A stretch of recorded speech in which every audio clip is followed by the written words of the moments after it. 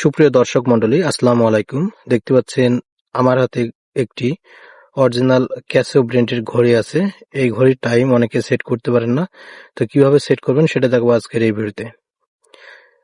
এই ঘড়িতে এক্সট্রা কিছু ফিচার আছে। এখানে দেখতে পারবেন যে ওয়ার্ল্ড ম্যাপ আছে, এখানে সেকেন্ড কাউন্টডাউন হয়, ক্যালেন্ডার আছে, 5টি আলাদা অ্যালার্ম সেট করা যায়। তো এই ঘড়িটি হচ্ছে 100 মিটার পর্যন্ত ওয়াটারপ্রুফ, অর্থাৎ 100 মিটার পানির নিচ পর্যন্ত কোনো পানি ঢুকবে না।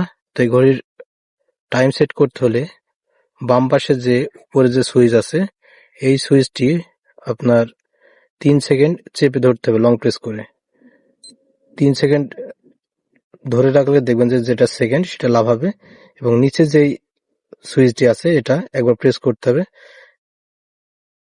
প্রেস করলে দেখতে পারবেন যে এখানে ঘন্টার কাঁটা যখন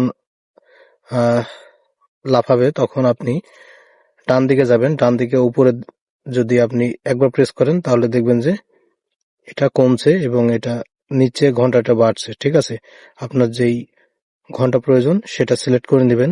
সেমভাবে ঘন্টা যখন হয়ে যাবে তখন আবারও নিচে বাম দিকে যে নিচের সুইচটি আছে এই সুইচে ক্লিক করবেন। ক্লিক করলে দেখবেন যে এখানে মিনিটের যে কাউন্টডাউন সেটা লাভ হবে। এখান থেকে আপনি আপনার মিনিটটি সেট করে নিতে পারবেন। ওকে, কয়টা বাজে এখন? 10টা 11 নাকি? 9।